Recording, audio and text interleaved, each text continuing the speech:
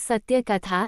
एक लड़का मुंबई से रेलवे का परीक्षा देकर अपने सीट पर जैसे ही बैठा, एक लड़की हाँफते हुए आई।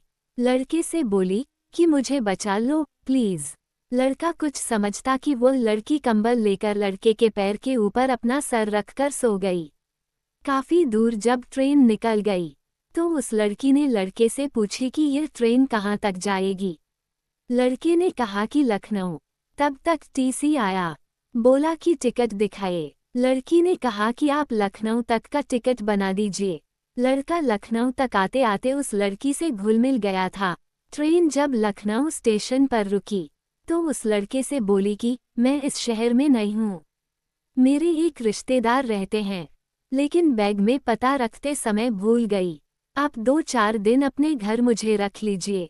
लड़के ने कहा कि ठीक है। जब लड़का अपने घर पहुंचा, घर की बेल बजाई तो लड़के की बहन देखकर हैरान रह गई कि भैया परीक्षा देने गया था तो रिजल्ट भी साथ लाया है। लड़के ने लड़की की मजबूरी बताई, घर वाले राजी हो गए। लड़की दूसरे दिन घर में इतना राशन खरीद कर रख दी कि घर वाले भूल ही गए कि इस लड़की को इसके रिश्तेदार के यहाँ छोड़ना है। लड़के के बहन की शादी तो तय हो गई, लेकिन 80,000 रुपये दहेज में कम पड़ रहे थे। लड़के के पिताजी लोन लेने की बात कर रहे थे।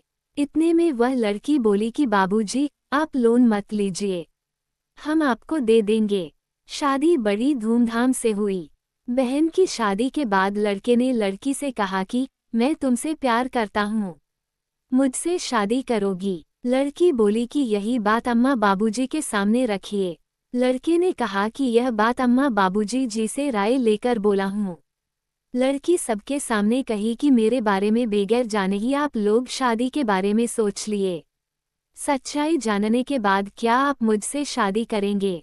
जब वह बताई कि मुंबई के रेड अलर्ट एरिया के एक कोठे के मालकिन की बेटी हूँ। जब मुझे मालूम हुआ कि आज मेरी कीमत लग गई है तो माँ से बोली कि इस दलदल में मुझे मत डालो, मुझे पढ़ा लिखा कर क्या यही करने के लिए सोची हो? मुझे मेरी माँ ने कहा कि बेटी तू ग्राहक आने से पहले कहीं भाग जा। तब मैं भागकर यहाँ आ गई। ये सुनकर सबके पांव तले जमीन खिसक गई और उस लड़की से बोलना बंद कर दिए। ये बात तत्काल बेटी को ससुराल में मालूम हुई। लड़की ने अपने पति से बोली कि मुझे अपने मायके जाना है। वह तत्काल अपने मायके जैसे ही पहुंची, लड़की अपना कपड़ा समेटकर घर से निकलने वाली थी। लड़की ने कहा कि कहाँ जा रही हो? तो वह बोली कि भगवान जाने। इतना कहकर वह फफक कर रोने लगी और कहने लगी कि आप लोग का प्यार बहुत मिला।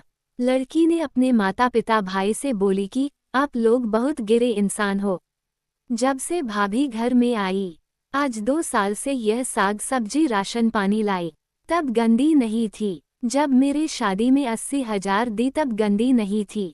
मेरे शादी का सारा सामान खरीद कर मुझे दी, तब गंदी नहीं थी। ये जेवर बनवाकर मुझे दी, तब गंदी नहीं थी। मेरे शादी में सारा खर्च जब यह उठाई तो गंदी नहीं थी। तब तो आप लोग प्रशंसा की पुल आप लोग बांधते थे कि यह बेटी नहीं साक्षात लक्ष्मी है। अगर भाभी की जगह आपकी बेटी होती तो आप मुझे भी घर से निकाल देते। भाई का हाथ पकड़कर बोली, क्यों भैया, जब आप भाभी को लेकर दिन रात घूमते थे तब गंदी नहीं थी, आज गंदी हो गई। अगर भाभी से आप भैया शादी नहीं किए तो मैं कभी नहीं आपके दरवाजे पर आऊंगी। हम लड़कियों को यही समाज गंदा बनाता है, कोठे पर ले जाकर बेच देता है और कोठे पर जाकर सोता है। तब कुछ इज्जत के बारे में नहीं सोचता है, अपनाने में इज्जत चली जाती है। बेटी की बात सुनकर सब कहे कि शादी होगी। लड़की ने कहा कि नहीं बाबूजी, शादी तब करूंगी जब ये घर इस मोहल्ले में सबसे आलीशान बन जाएगा। लड़के ने कहा कि मेरे बाबूजी के पास इतना पैसा नहीं है। लड़की ने कहा कि मैं बनवाऊंगी। लड़की ने अपने माँ को टेलीफोन की।